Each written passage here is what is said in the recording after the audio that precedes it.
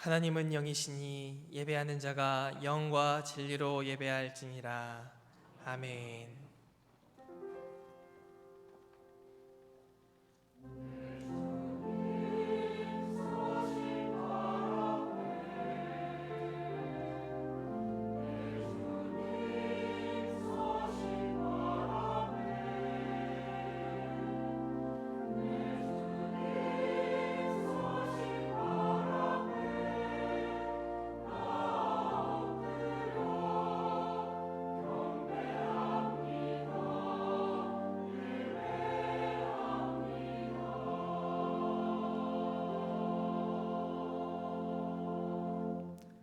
아버지 하나님 감사합니다. 복되고 기쁜 주님의 날 주의 은혜를 사모하여 이렇게 나아오게 하시니 감사합니다.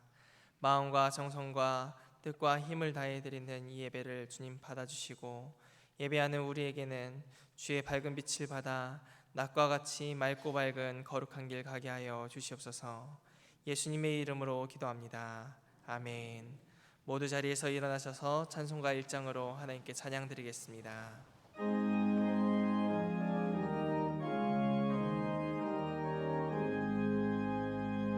만복의 근원 하나님 온 백성 찬송 드리고 저 천사여 찬송하세 찬송 성부 성자 성령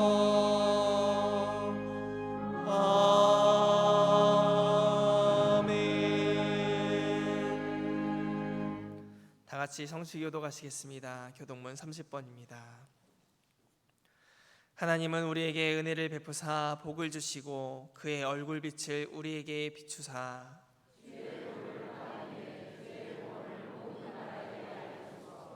하나님이여 민족들이 주를 찬송하게 하시며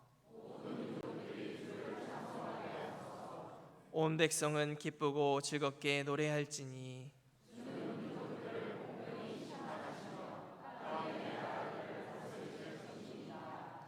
하나님이 우리에게 복을 주시리니 땅의 모든 끝이 평화리로다. 아멘. 사도신경으로 우리의 신앙을 고백하겠습니다. 나는 전능하신 아버지 하나님 천지의 창조주를 믿습니다.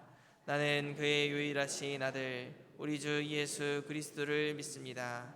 그는 성령으로 잉태되어 동정녀 마리아에게서 나시고 본디오 빌라도에게 고난을 받아 십자가에 못 박혀 죽으시고 장사된 지 사흘 만에 죽은 자 가운데서 다시 살아나셨으며 하늘에 오르시어 전능하신 아버지 하나님 우편에 앉아 계시다가 거기로부터 살아있는 자와 죽은 자를 심판하러 오십니다. 나는 성령을 믿으며 거룩한 공교회와 성도의 교제와 죄를 용서받는 것과 몸의 부활과 영생을 믿습니다. 아멘. 다 같이 찬송가 58장 찬양하겠습니다.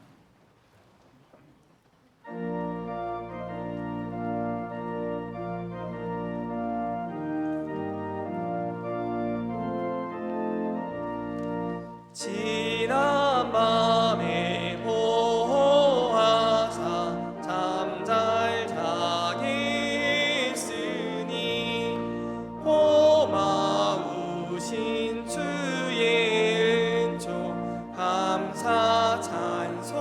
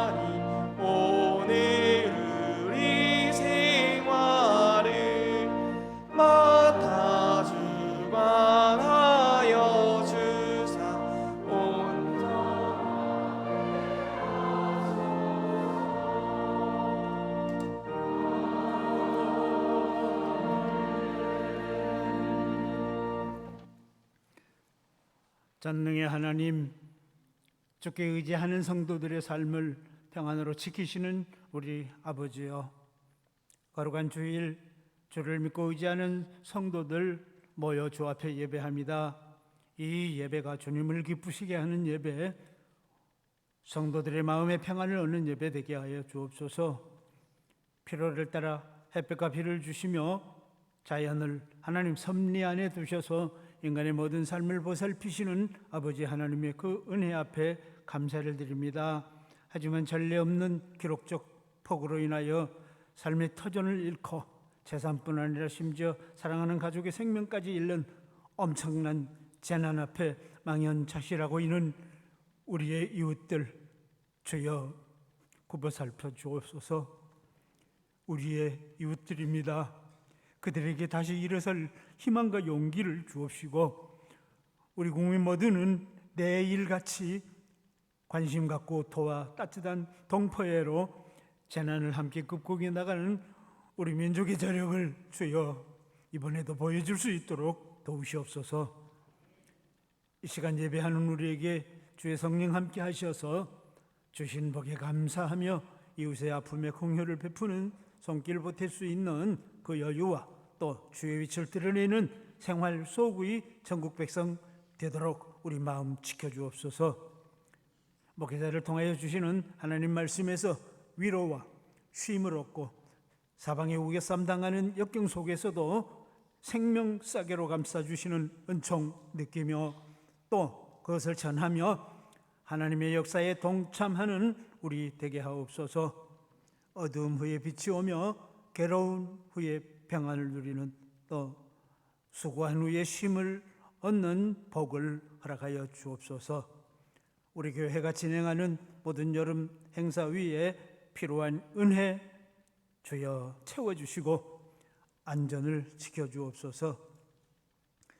이 시간 모든 예배의 순서 은혜로 지켜주시고 우리 예배를 돕는 여러 손길들 위에도 합당한 복으로 채워주시옵소서.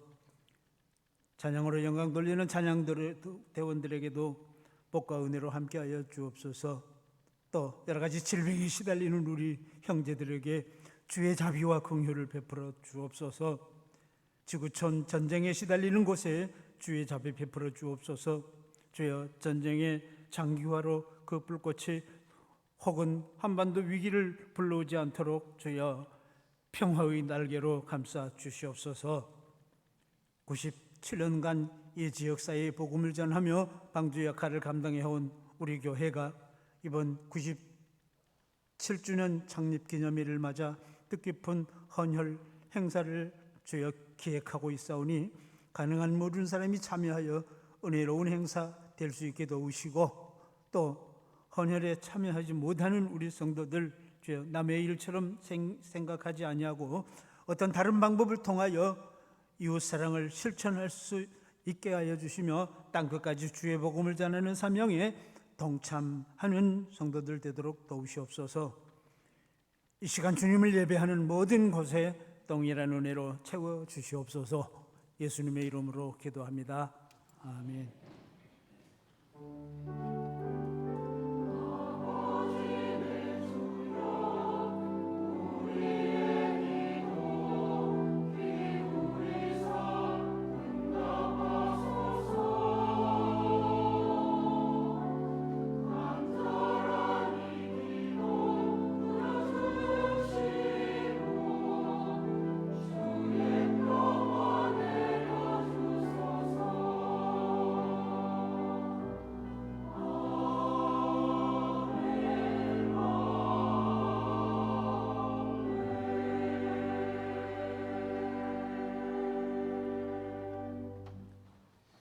오늘 우리에게 주시는 하나님의 말씀은 시편 127편 1절에서 2절 말씀입니다. 구약성경 898쪽에 있습니다. 그리고 사도행전 12장 1절에서 7절 말씀이 있습니다. 먼저 시편 127편 말씀을 봉독하겠습니다. 여호와께서 집을 세우지 아니하시면 세우는 자의 수고가 헛되며 여호와께서 성을 지키지 아니하시면 파수꾼의 깨어 있음이 헛되도다. 너희가 일찍이 일어나고 늦게 누우며 수고의 떡을 먹음이 헛되도다. 그러므로 여호와께서 그의 사랑하시는 자에게는 잠을 주시는도다. 사도행전 12장 1절에서 7절까지의 말씀입니다. 그때 헤롯 왕이 손을 들어 교회 중에서 몇 사람을 해하려 하여 요한의 형제 야고보를 칼로 죽이니 유대인들이 이 일을 기뻐하는 것을 보고 베드로도 잡으려 할세 때는 무교절 기간이라. 잡음에 옥에 가두어 군인 내식인 네 패에 맡겨 지키고 유월절 후에 백성 앞에 끌어내고자 하더라. 이에 베드로는 옥에 갇혔고 교회는 그를 위하여 간절히 하나님께 기도하더라. 헤롯이 잡아내려고 하는 그 전날 밤에 베드로가 두 군인 틈에서 두 쇠사슬에 매여 누워 자는데 파수꾼들이 문 밖에서 옥을 지키더니 호련히 주의 사자가 나타나매 옥중에 광채가 빛나며 또 베드로의 옆구리를 쳐 깨워 이르되 급히 일어나라 하니 쇠사슬이 그 손에서 벗어지더라. 아멘. 하나님께서 이 말씀을 통하여 우리에게 은혜 주시기 원합니다.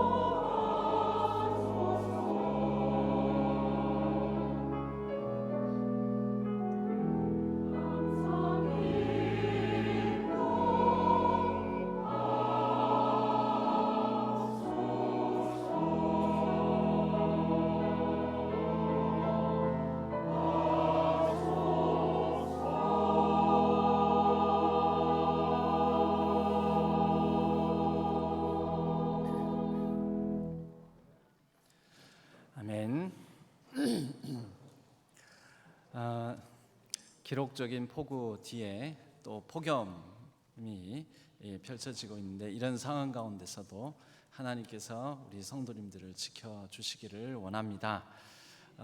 피해를 입은 이 가족들, 이웃들의 소식들이 들려오는데요. 이런 이웃들을 위해서 우리의 마음을 좀 더 넉넉하게 이분들을 품을 수 있는 그런 여유를 우리가 갖게 되기를 또 바랍니다. 잠깐 기도하겠습니다. 하나님 아버지, 우리의 날씨, 기상, 일기가 우리의 삶을 사로잡고 또 우리의 감정과 기분, 형편과 처지를 여러모로 어렵게 만들고 우리의 생각도 두려움과 불안에 휩쓸리게 만듭니다. 하나님, 어떤 상황 속에서도 하나님께서 우리를 도우시고 지켜주시기를 원하며 하나님을 붙드는 믿음 안에서 평안을 누리게 하여 주옵소서. 어려움에 처한 이웃들을 살펴주시고 긍휼과 자비로 그들의 모든 어려움에서 건져 주옵소서. 이 시간 말씀 가운데 하나님의 뜻을 알고 하나님 주시는 평안을 얻으며 그 안에서 쉼을 얻고자 합니다. 성령 하나님께서 우리의 마음과 귀를 열어주시고 그 말씀을 온전히 받들어 반응할 수 있도록 성령 하나님께서 주장하여 주옵소서. 성령 하나님께서 이 시간 온전히 주관하여 주실 줄로 믿고 의지하오며 우리 주 예수 그리스도의 이름으로 간절히 기도하옵나이다. 아멘. 요즘 밤잠은 잘 주무십니까? 어떻습니까? 잘 주무시나요? 잠이 잘 옵니까? 예. 한국말은 참 이상하죠. 같은 말인 것 같은데 그 묻는 뉘앙스에 따라서 이건 내가 대답을 해야 되나 말아야 되나 이런 생각이 들 때가 있습니다. 여러분 평소에 잠 잘 주무십니까? 잘 주무신다니까 참 다행입니다. 근데 또 밤잠을 잘 못 이루시는 분들도 계시지요. 오늘날 사회를 이렇게 진단을 합니다. 이 한병철이라는 분이, 한병철 교수님이라는 분이 피로사회라는 책을 나온 지가 이미 한 10년 정도 됐습니다. 피로사회라는 책을 쓰셨습니다. 그 책의 내용은 오늘날 현대사회를 진단하기를 직전까지는, 오늘날 지금 현재 이 직전까지는 규율사회였다. 규율사회. 이 규율사회라는 것은 외적 감시자가 있어서 금지와 명령, 통제 이런 것들로 사람들로 하여금 뭐 하면 안 돼 이런 방식으로 사람들의 삶을 규율로 이렇게 다스리는 그런 사회였다라는 거죠. 우리나라도 불과 한 몇십 년, 한 20여 년, 30년 전만 하더라도 여러분 오늘날에는 그런 게 없죠. 가수들이 가요를 부르는 데 있어서 뭐 금지곡으로 지정된다거나 이런 거 없습니다. 근데 제가 청소년 시절 때까지만 하더라도 금지곡으로 정부에서 이거는 금지곡이다, 금지곡으로 지정을 해가지고 못 부르게도 하고 그랬었습니다. 근데 오늘날 그런 것 없지 않습니까? 과거 한 30여 년 이전까지만 하더라도 굉장히 권위적인 그런 통치가 있었고 권위적인 정부가 다스리던 그런 시절이 있었습니다. 오늘날에는 굉장히 모든 것들이 자유롭게 되었지요. 그래서 여러 문화적으로도 자유롭고 여러 행동면에서도 자유롭고 또 사상과 여러 면에서도 우리가 자유로운 그런 세상을 살아가고 있습니다. 그러니까 그전처럼 규율로 통제하지 않고 요즘은 그런 면에서는 금지와 명령으로부터 자유하게 되었다라는 것입니다. 그런데도 오늘날 많은 사람들이 그 이전에 비해서 이렇게 자유로워졌는데 자유를 많이 누리고 있는 것 같지는 않습니다. 오늘날 사회를 그래서 이 책에서는 이렇게 얘기합니다. 이 직전까지는 규율 사회였다면 이제는 성과 사회다. 성과. 오늘날 누군가가 외부에서 우리를 통제하고 감시하지는 않습니다. 그런데 오늘날 자신의 삶을 옥죄고 또 채찍질하는 것은 그 어떤 성과와 성취를 더 얻기 위하여 더 많이, 더 잘, 그리고 더 열심히 이런 마음으로 사실은 긍정적인 면이죠. 부정적인 건 아닙니다. 더 많이 갖고 더 잘하고 더 열심히 하고 더 많이 이루고 더 많이 성취하고 더 좋은 결과를 더 좋은 결과를 얻고 더 좋은 열매를 맺고, 나쁜 건 아니지 않습니까? 이 긍정성인 거죠. 그러나 이 긍정성 과잉의 시대가 사람들로 하여금 굉장히 피곤하고 지치게 만들고 있다라는 것입니다. 이런 긍정성 과잉이 내가 남들보다, 누가 뭐라 하는 게 아닙니다. 남들이 뭐라 하기 전에 자기 자신이 자신을 평가할 때 남들보다 내가 더 열심히 못 살았나? 남들보다 내가 더 이루지 못하였나? 남들만큼 왜 내가 못 사는 거지? 하면서 자기가 자기 자신을 옥죄고 피곤하게 만드는 그런 시대라는 것이죠. 그래서 이 성과 사회에서는, 성취와 성과를 중시하는 그런 사회에서는 그 시대마다, 이 책에서는 그 시대마다 그 시대에 고유한 질병들을 가지고 있다라고 하는데, 오늘날에는 많은 사람들이 우울증으로 대표되는 신경질적인 이런 쇠약증에 걸려 있다라고 얘기를 합니다. 그럼 오늘날 왜 잠을 못 자는 사람들도 있냐면, 밥을 못 먹어서 배고파서 잠 못 자는 사람 없습니다. 못 입어서 또는 너무 추워서 잠 못 드는 사람, 예전에 비하자면은 현격하게 줄어들었고, 그런 형편들보다 오늘날에는 자기가 자기 자신을 못 놔주는 겁니다. 괴롭히는 거죠.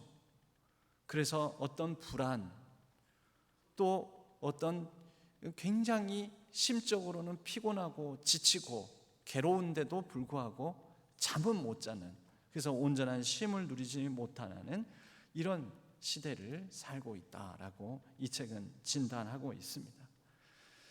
여러분, 이런 시대에, 피로 사회, 그리고 정말 피곤한 시대에 우리가 그래도 말씀 가운데에서 예수님의 말씀이 수고하고 무거운 짐진 자들아 다 내게로 오라, 내가 너희를 쉬게 할 것이다 라는 이 말씀을 우리의 영적 성숙, 영성을 가다듬게 만드는 말씀이라고 본다면, 이런 말씀을 이 시대 가운데 말씀을 붙들고 어떤 삶의 자세로 반응을 보이며 살아가야 될지, 우리가 오늘 시편 127편과 그리고 사도행전 12장의 두 본문의 말씀을 통해서 함께 생각하고 나눠보고자 합니다. 먼저는 수고하고 무거운 짐진 자들아 다 내게로 와라, 내가 너희를 쉬게 하신다라는 우리가 너무 잘 아는 예수님의 말씀이 있습니다. 복음의 말씀이죠. 진리의 말씀입니다. 그런데 우리가 이 말씀의 뒷부분까지 같이 기억하고 묵상할 필요가 있습니다. 예수님께서 이 말씀을 하시면서 뒷부분에는 나의 멍에를 메고 내게 배우라 라고 말씀하셨습니다. 그러니까 수고하고 무거운 짐자들아, 조건 없이 다 우리 주님 앞으로 나아오는데, 그런데 우리 주님께서는 모든 짐을 다 없애주신다는 게 아니라 나의 멍에를 메고, 그러니까 짐이 사라지는 게 아니라 짐이 있기는 있다라는 거죠. 여러분, 예수 그리스도를 믿어도 신앙생활을 해도 우리가 영적으로 성숙한 삶을 살아가는 과정에도 우리에게는 짐을 지는 삶이 있습니다. 그 모든 짐을 다 벗어버리는 것이 아닙니다. 그리고 말씀하시는 거죠. 그런데 그 짐을 지고 멍에를 메고 배우면 된다라는 거죠. 배우라. 우리에게는 쉼에 대해서도 마찬가지입니다. 수고하고 무거운 짐진 자들아 다 내게로 오라, 내가 너희를 쉬게 하는데, 쉼에도 배움이 필요하다. 여러분, 우리가 예수님을 믿고 믿음으로 말미암아 아무것도 하지 않고 살아간다. 왜? 나 천국 가니까. 그렇지 않죠. 짐을 지고 멍에를 메고 배우라. 쉼을 얻는 방법도 배우라. 그리고 어떤 짐은 지고 어떤 짐은 내려놓아야 될지 그 분별력을 배우라. 그래서 오늘 이 말씀 속에서 우리가 배웠으면 합니다. 오늘날 이 쉼의 문제는 곧 우리가 숙면을 취하고 제대로 제때에 잠을 드느냐 못 자느냐, 이 잠의 문제하고도 관련이 많이 있습니다. 피곤하지 않으니까 내가 잠이 안 온다. 간밤에 잠을 많이 잤으니까 잠이 안 온다. 그렇게 해서 이 숙면을 못 취하는 경우도 많지만, 피곤하고 지치고 힘들고 괴로운데도 잠을 못 자는 분들 요즘 생각보다 얼마나 많은지 모릅니다. 곧 그리스도 예수 안에서 우리의 이 쉼의 문제는 곧 그리스도 예수 안에서 우리가 얼마나 숙면을 잘 취할 수 있는가의 문제하고도 관련이 있으므로 여러분 이 말씀을 살펴보면서 특별히 오늘 사도행전의 본문의 주인공인 베드로의 수면 문제, 베드로가 잠과 관련하여 기록된 성경의 말씀을 따라 추적하며 우리가 이 잠의 문제를 곧 또 우리의 믿음의 문제와 연결지어서 한번 생각해 보았으면 합니다.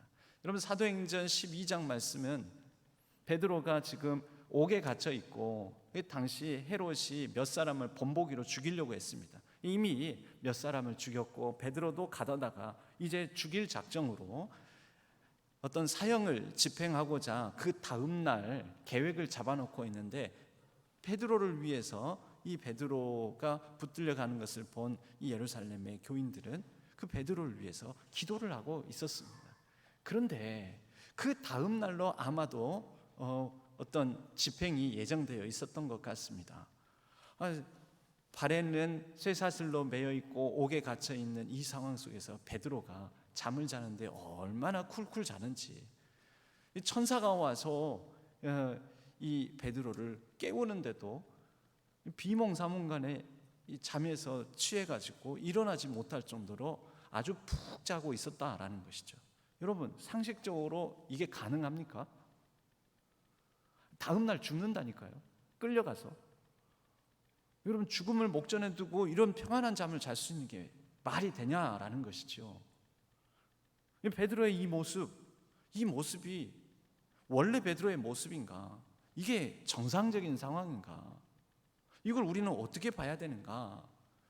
5주 가면 그 천사가 베드로를 그 쇠사슬에서 풀어주고 감옥에서 나오게 하고 너 옷을 챙겨 입고 신을 신고 따라오느라고 따라가는데 그때까지도 잠이 안 깼습니다. 베드로가 그렇게 옥문 밖으로 나와가지고 그리고 교인들이 있는 집으로 안내함을 받았을 때까지 이 잠이 안 깨 있었습니다. 꿈인 줄 알았습니다. 이건 꿈이지. 그러다가 정신을 차려보니까 이미 감옥 밖으로 나와 있고 자유의 몸이 되어 있다는 것을 확인하게 될 정도로, 그러니까 엄청나게 깊이 잠이 들어버린 것이지요. 여러분 보통 우리는 잠이 드는 것, 잠에서 깨어나지 못한 것을 부정적으로만 보는데 여러분 이 장면은 부정적으로만 볼 일인가라는 생각도 듭니다. 여러분 이 사건 이전에 앞서서 잠과 관련되어 베드로가 예수님께서 이 갈릴리에서 배를 타고 갈릴리 건너편으로 건너가실 때 그 배에 같이 타고 있었습니다.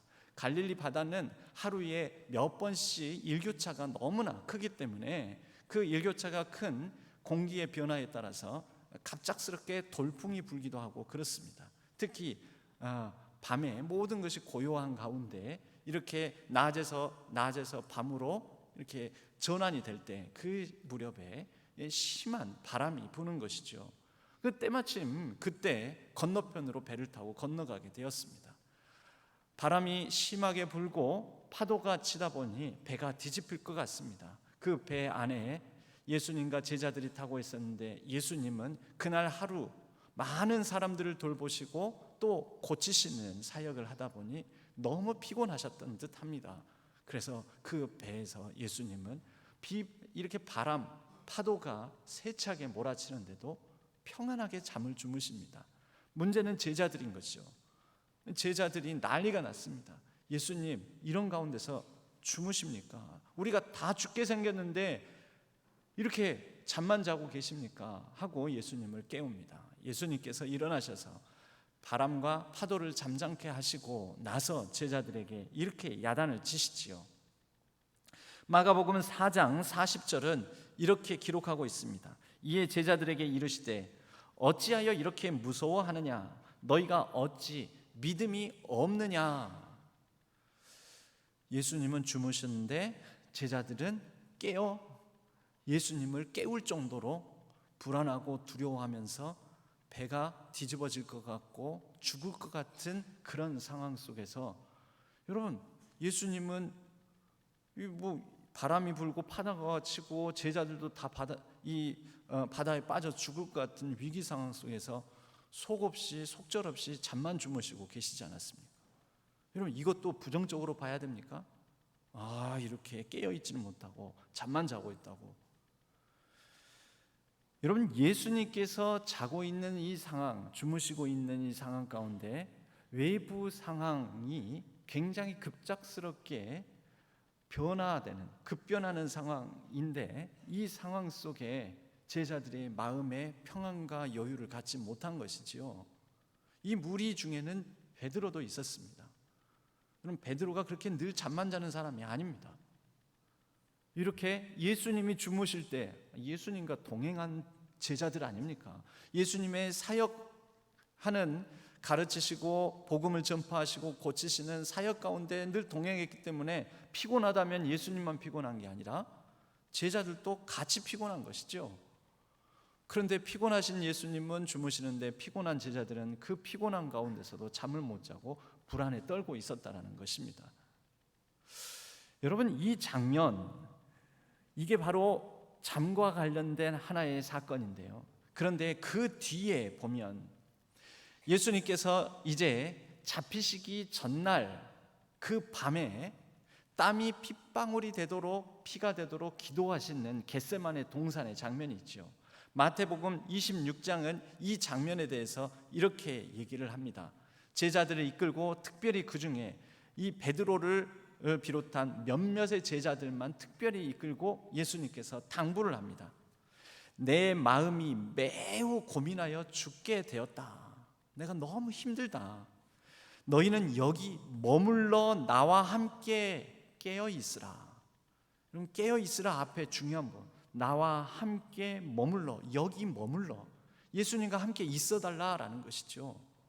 그런데 예수님께서 이 말씀을 하시고 조금 몇 발자국 걸어가셔서 그렇게 힘이 지나도록 기도를 하시고 돌아와 보니 뭐 하고 있습니까? 같이 함께 하자, 머물러 있어라, 나와 함께 있자 그랬는데 자고 있습니다. 그래서 예수님께서 잠자고 있는 것을 보고 이 베드로에게 이렇게 말씀하시죠. 나와 함께 한 시간도 깨어 있을 수가 없었더냐. 다시 한번 나와 함께 머물러 있어 깨어 있어라. 여기에 나와 함께 깨어 있어라. 그런데 또 갔다가 오시니까 또 자고 있는 장면이 나오죠. 여러분, 우리가 그렇습니다. 어떤 상황 속에서는 예수님께서 이렇게 평안히 주무시는데 우리가 못 자고, 어떤 상황 속에서는 예수님께서 깨어 나와 함께 있으라, 나와 함께 머물러 있자 하는데 잠만 자고 있고. 여러분, 베드로에게는 이 겟세마네 동산에 이르기 직전까지 과흥분 상태에 놓여 있었던 듯합니다. 어떤 상황이냐면 예루살렘 성에 입성하지 않았습니까? 많은 군중들이 환호했습니다. 베드로는 이런 열렬한 환대, 사람들의 환영, 그 환호 소리, 여러분, 이것이 이 마음속에 뿌듯함을 주었습니다. 와, 내가 이제 예수님과 더불어 드디어 그날이 왔다. 예루살렘에 들어왔으니, 예루살렘에 들어와서 분명 뭔가 예수님과 더불어 성취를 하고 우리에게는 좋은 성과가 있을 것이다. 성취와 성과.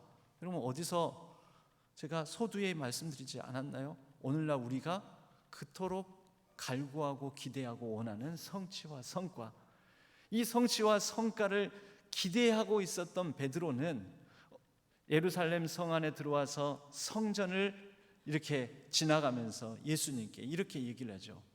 예수님, 예수님, 여기 보십시오. 이 돌들이 어떠하며 이 건물들이 어떠합니까? 마가복음 13장 1절에는 이렇게 표현되어 있지만 이 구절은 사실 감탄문을 의문문식으로 표현한 것입니다. 이 돌들이 어떠하며 이 건물들이 어떠합니까? 사실은 이 건물이 얼마나 대단하고 이 돌들이 얼마나 이렇게 견고하게 서 있는지 모릅니다. 얼마나 화려한 성전입니까?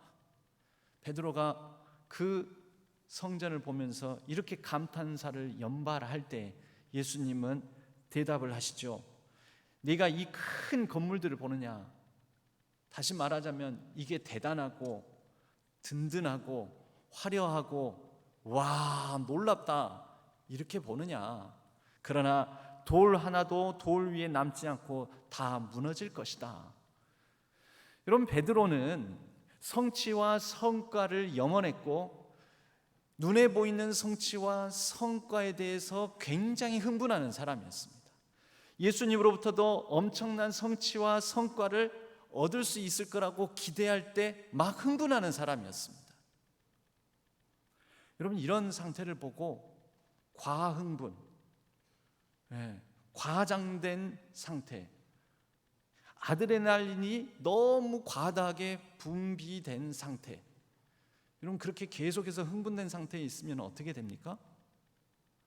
성취와 성과에 취해서 살게 되면 사람이 피곤해집니다. 베드로가 이 피곤함을 이기지 못하고 정작 예수님과 더불어 밤에 인적이 드문 곳에서 캄캄한 어둠 속에서 나와 함께 머물러 있으라. 나에게 관심 좀 가져다오. 내가 죽을 정도로 힘들고 괴로운 상태에 있다 할 때 정작 예수님 곁에 함께 있지를 못했던 것입니다. 그 마음이, 생각이, 상태가 또 기도함이 같이 있지 못하게 된 것이죠. 오늘날 한병철 교수님이 피로사회로 진단하며 오늘날 성과사회라고 말하는 우리들의 모습이 그렇습니다.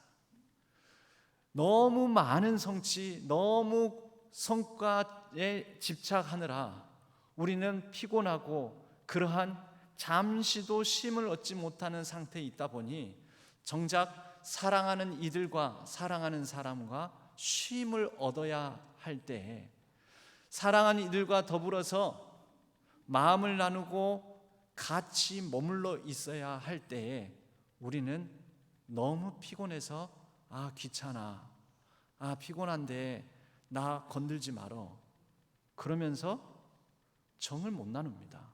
사랑을 못 나눕니다. 마음을 못 나눕니다.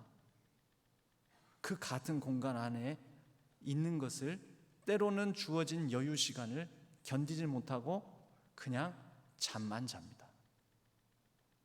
여러분, 베드로의 모습에서 오늘날 현대인의 모습이 보이지 않습니까?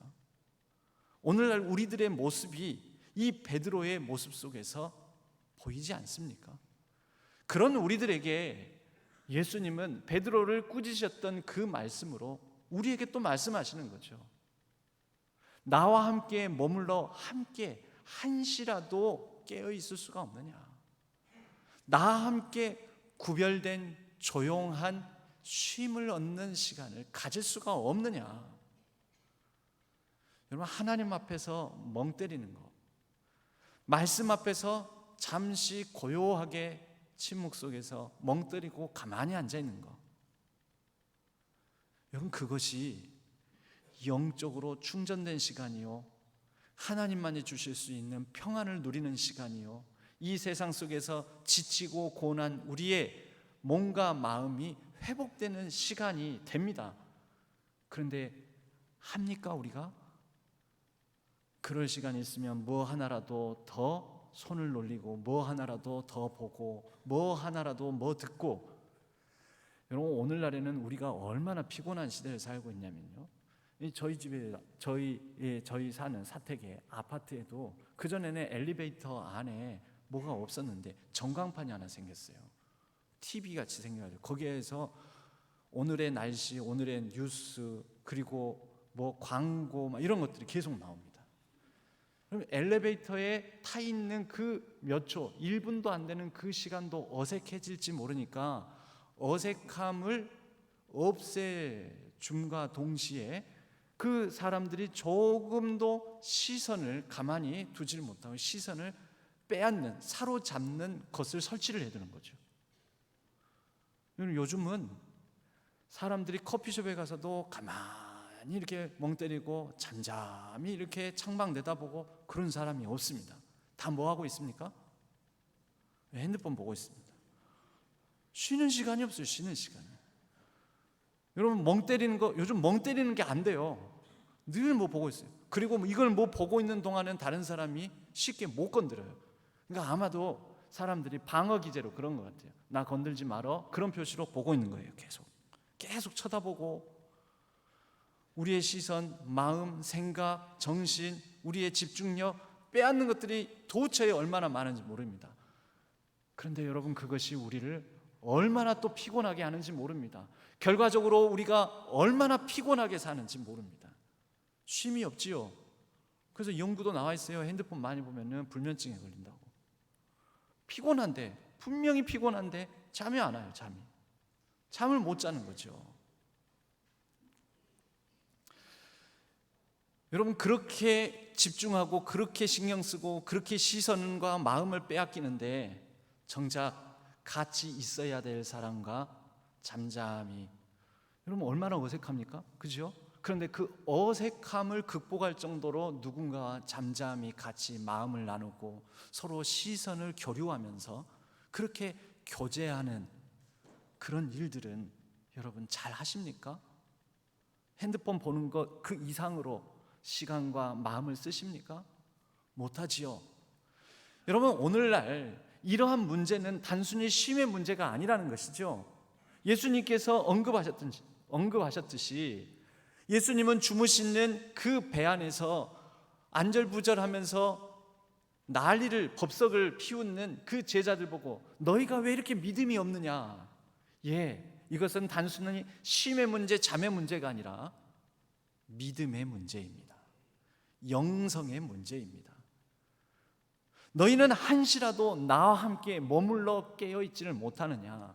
머물러 함께 있는 거, 여러분 이게 뭡니까? 단순히 쉼의 문제, 잠의 문제가 아니라 믿음의 문제요, 영성의 문제인 것입니다.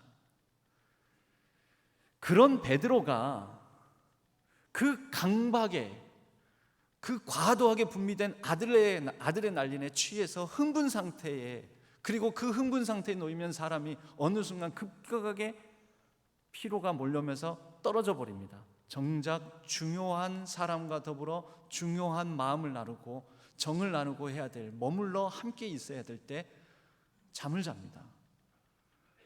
많은 아버지들이 드라마 같은 데 보면 그러잖아요. 많은 아버지들이 그 자녀들과 더불어서 시간을 보내야 될 그 시간에 야, 아빠 피곤하니까 건들지 마라, 엄마가 그러고, 또 아빠도, 애들이 와가지고 아빠 놀자 그러면은 아, 피곤해, 저리 가. 머물러 함께 있지를 못하는 거죠. 피로사회. 여러분, 우리가 무엇 때문에 그렇습니까? 베드로처럼 어떤 과도한 성취, 과도한 성과에 집착하다가 혹시 그렇게 된 것 아닐까요?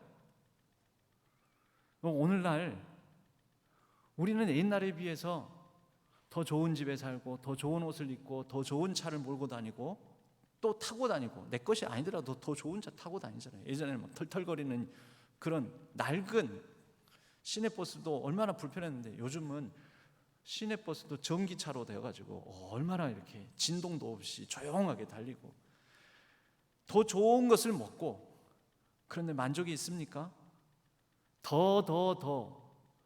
그전보다 더 많이, 더 크고 더 대단하게, 더 많은 것을, 여러분 이러다 보니까 우리는 그 전보다 평안함과 쉼이 없어지는 것은 아닐까요? 다윗은 131편 시편에서 이렇게 얘기를 합니다. 여호와여, 내 마음이 교만하지 아니하며 내 눈이 오만하지 아니하오면 내가 큰 일과 감당하지 못할 놀라운 일을 하려고 힘쓰지 아니하겠습니다. 실로 내가 내 영혼으로 고요하고 평온하게 하기를 젖된 아이가 그의 어머니 품에 있음 같게 하셨나니 내 영혼이 젖된 아이와 같습니다. 그럼 다윗이 지금 시편 131편을 통해서 노래하고 있는 것, 찬양하고 있는 게 무엇입니까? 큰 일을 도모하지 않겠다. 여러분, 성취와 성과 이런 것에 집착하지 않겠다라는 것이죠. 성취와 성과에 내가 매여 살지 않겠다. 나는 하나님 안에서 젖된 아이가 어머니 품 안에 있는 평안을 누리며 살아가겠다. 다윗처럼 평안함을 누리는 그 소박한 마음을 우리는 잃어버린 게 아닌지, 그것을 되찾는 훈련을 하나님 안에서, 말씀 앞에서 우리가 해야 되는 것은 아닌가.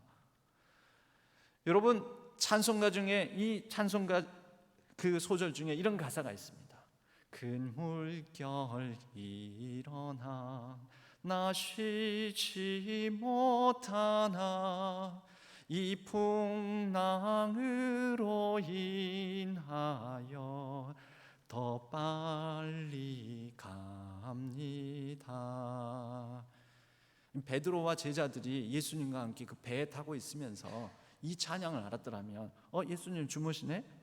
만군의 하나님, 하나님의 아들 예수님께서 이렇게 평안하신다면, 비록 바람이 거세게 불고 파도가 엄습하여 이 배를 뒤집어 놓을 것 같은 생명의 위기가 느껴지는 상황이지만, 큰 물결이 일어나는 상황이지만, 이 풍랑으로 인하여 예수님이 우리와 함께 하신다면, 그분이 주시는 평안이 있다면 나도 편하다, 이 찬양 부르며 그렇게 마음을 달래고 평안을 누렸을지 모릅니다. 오히려 바람과 파도가 치는 그 상황 속에서 그것을 보고 멍 때리며 즐겼을지도 모를 일인 것이지요. 여러분, 이런 베드로가 바뀝니다. 어떻게 바뀝니까? 그는 감옥에 갇혀서, 사도행전 12장 우리가 읽은 본문의 말씀처럼 감옥에 갇혀서 그를 지키는 군인들이 있고 그의 손발이 묶여있는 매우 부자유스러운 가운데, 그리고 내일 처형이 예정되어 있는 그런 매우 불안한 상황 가운데 그는 잠을 잡니다. 여러분, 그가 잠을 자는 상황은 그가 어쩌면 하나님이 지금 나와 함께 하신다라는 믿음에서 나온 굉장히 영적인, 매우 영성 있는 모습 아니겠습니까? 여러분, 이런 상황에서 평안함을 누가 누릴 수 있습니까? 아마 베드로의 부인이 이 옆에 있었다면, 아이고 이 화상아, 이 상황에서 잠이 오냐? 잠이 와? 이 소갈머리 입는 잠이 와? 지금 이 상황에서 내일 너 죽는다는데, 이랬을지 모릅니다. 그런데 그 한동대 그 김영길 총장님도 한동대 설립 과정 가운데서 여러 소송에 시달리고, 그래서 내 편으로 여기는 사람들에 의해서 여러 거짓 증언들이 난무하면서 자기를 모함하고 그런 상황. 그래서 그날도 법정에 다녀와 가지고 밥을 잘 먹고 잠을 자니까 그 다음날 일어나서 보니까 그 사모님이 그 총장님께 이렇게 묻더라는 거죠. 밥이 넘어갑니까? 잠이 옵니까? 그 이 총장님이 그랬다는 거죠. 죽었는데 뭐, 그리스도 예수와 함께 난 죽었는데 뭐. 여러분, 힘든 일이 없다라는 것입니까? 아니면 힘든 일을 부정하는 것입니까? 감당해야 될 책임감을 내려놓는 것입니까? 당하는 소송 그 가운데서 이 소송의 자리를 회피하는 것입니까? 아니지요. 우리는 직면하고 때로는 맞서고 감당합니다. 그런데 뭡니까? 하나님이 계시고 하나님이 지키시니. 여러분, 오늘 시편 127편의 말씀이 그 말씀 아닙니까?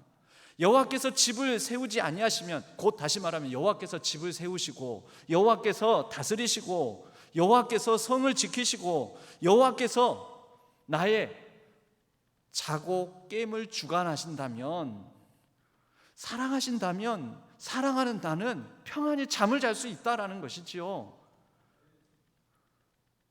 여러분, 왜 우리가 잠을 못 잡니까? 내가 주관하려고 그러니까.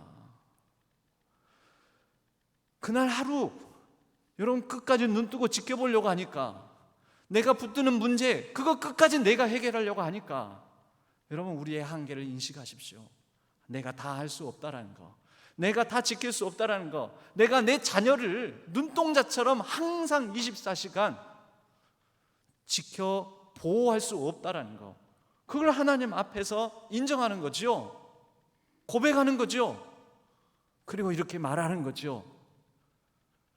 하나님 아버지 손에 내 영을 부탁합니다. 시편 1편 5절의 말씀입니다.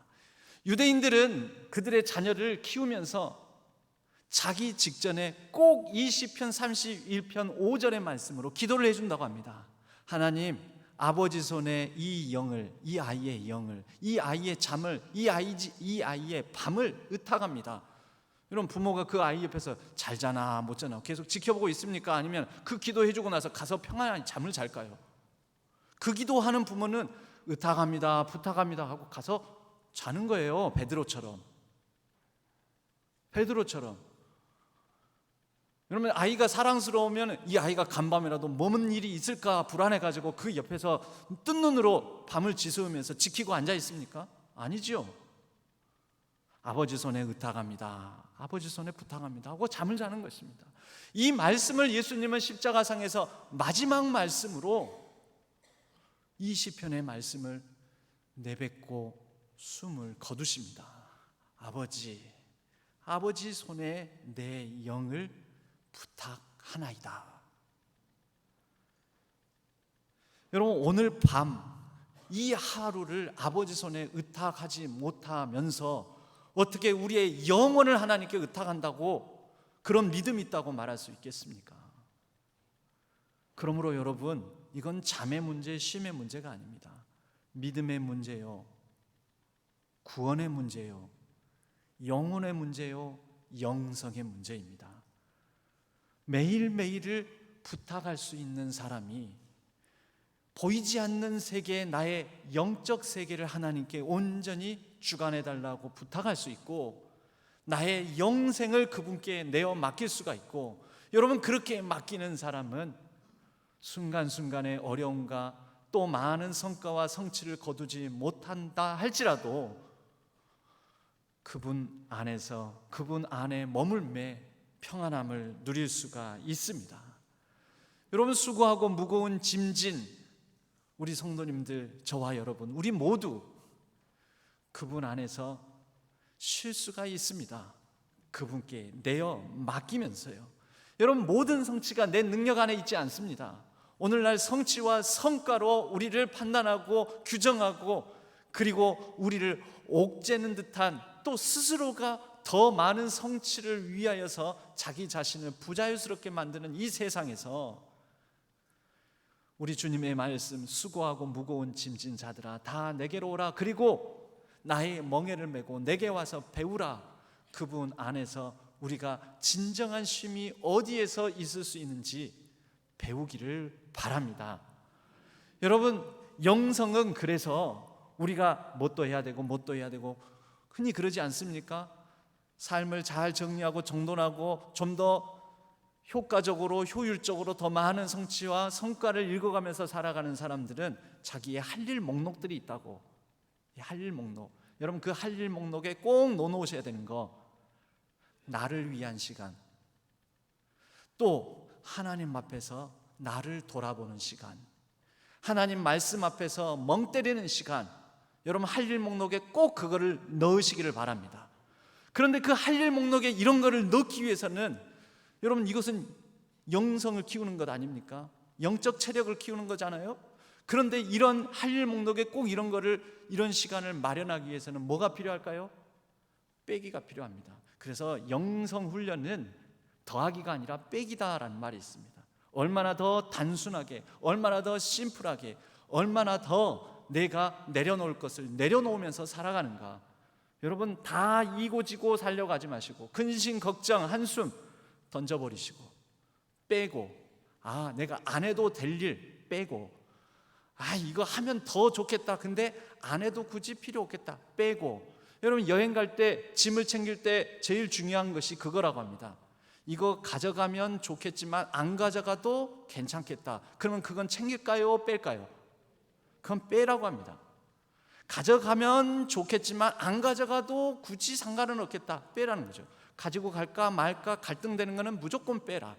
여러분, 우리의 삶에 나를 어지럽히고 심사를 괴롭히는 많은 문제들, 그거 이고지고 있을까요, 말까요? 빼십시오. 여러분, 영성은 그래서 더하기 이전에 빼기이며, 빼기를 잘한 가운데 확보된 것을 하나님 앞에서 조용히 묵상하며 멍 때리기. 여러분, 그럴 때 우리는 바로 다윗처럼 큰 일을 하려고 나를 괴롭히고 오만해지고 그런 가운데서 내 스스로 괴로움을 감당하지 않겠습니다. 젖된 아이의 어머니 품속에 있는 평안함 누릴 수가 있을 것입니다. 그리고 베드로처럼 이 감옥 속에서도 손발이 매어있는 가운데서도 평안한 잠을 그 외부 상황과 관계없이 잘 수 있을 것이며 그분께 내어 맡김으로 우리는 영생의 평안까지도 온전히 누릴 수 있을 줄로 믿습니다. 그 평안을 여러분께 빕니다. 여러분께 그 하나님의 놀라우신 평강이 여러분들의 삶을 감싸고 여러분들의 삶에 온전한 쉼을 주시기를 주님의 이름으로 간절히 축복합니다. 하나님 아버지 감사합니다. 우리가 큰 물결 일어나고 때로는 이 복잡한 세상 속에서 성취와 성과 이런 것으로 우리를 측정하고 판단하는 세상 속에서 얼마나 피곤하게 사는지 모릅니다. 지쳐 있습니다. 쉼이 없습니다. 그러나 우리와 함께 하시는 하나님 품 안에서 우리가 베드로처럼 다윗처럼 영적으로 점점 더 자라서 어떤 상황 속에서도 하나님만이 주실 수 있는 절대 평안을 누리게 하여 주옵소서. 의지하옵고 우리 주 예수 그리스도의 이름으로 간절히 기도하옵나이다. 아멘. 찬송가 487장 찬양하겠습니다.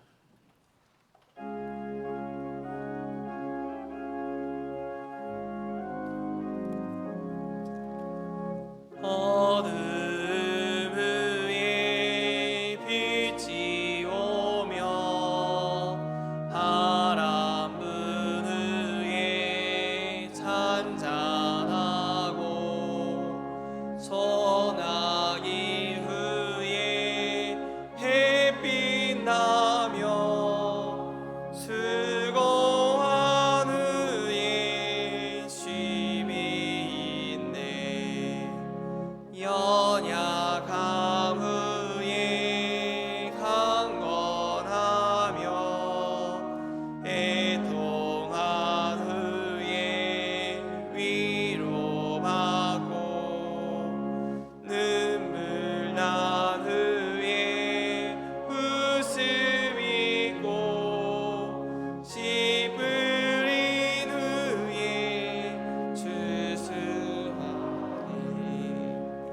괴로움 후에 평안 있고 슬퍼한 후에 기쁨 있고 멀어진 후에 가까우며 고독함 후에 친구 있네.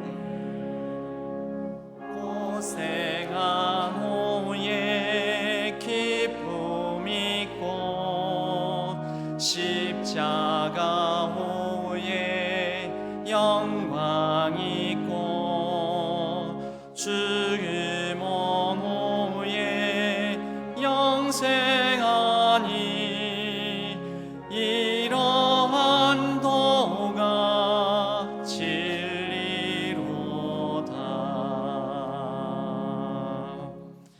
하나님 아버지, 우리가 하나님께서 주신 것을 구별하며 우리의 믿음과 정성을 담아 이 예물을 드립니다.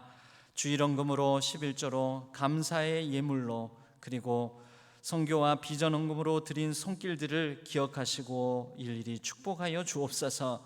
그 모든 감사의 제목에 더 풍성함이 넘쳐나게 하여 주시고 그 간절한 기도 제목들 위에 하나님의 선한 응답을 더하여 주옵소서.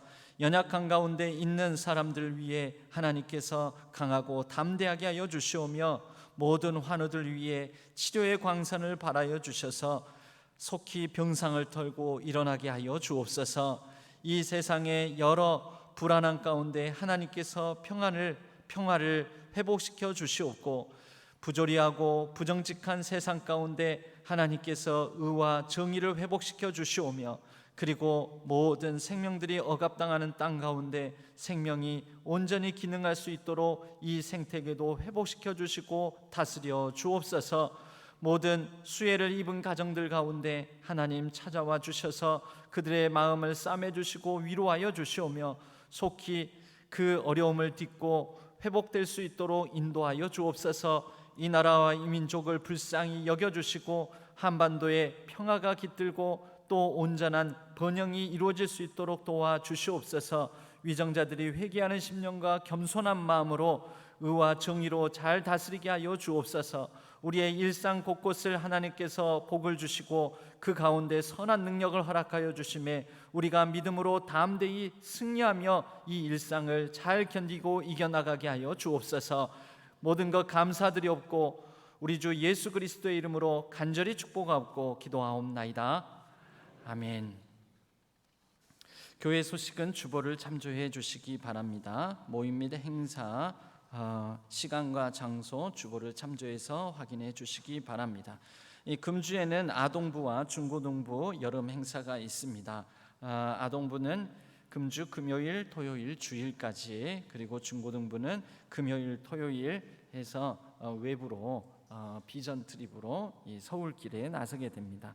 이 모든 계획된 행사, 모든 프로그램 가운데 하나님께서 지켜주시고 또 안전 무사하게 해주셔서 지경을 넓히고 또 하나님 안에서 새로운 이 비전을 발견하는 귀한 시간 될 수 있도록 기도해 주시면 감사하겠습니다. 금주 토요일에는 우리 그동안에 비가 많이 오고 그랬는데요. 특별히 영유아 유치부 아동부까지 교회학교 아이들을 위한 여름맞이 수영장을 우리 주차장 마당에서 운영하도록 하겠습니다. 토요일 오전 10시부터 오후 5시까지인데요. 우리 교회를 다니지 않는 어떤 이웃 자녀들도 여러분들이 이렇게 많이 초대를 해서 같이 물놀이장, 수영장을 누릴 수 있는 시간 되었으면 합니다. 기타 광고는 주보를 참조해 주시기 바랍니다. 우리 모두 자리에서 일어나시겠습니다.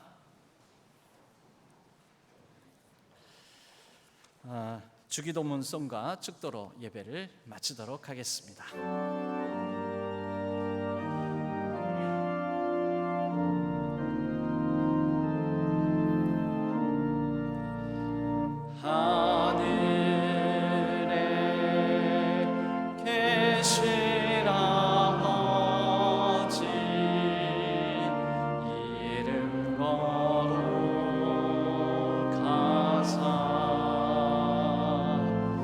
주님 나라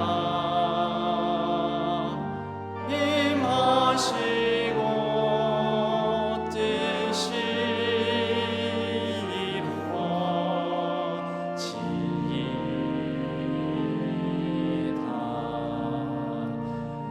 일용할 양식 주시고 우리들의 큰 죄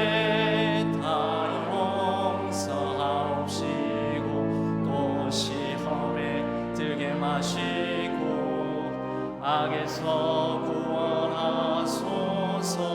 대개 주의 나라 주의 권세 주의 영광 영원히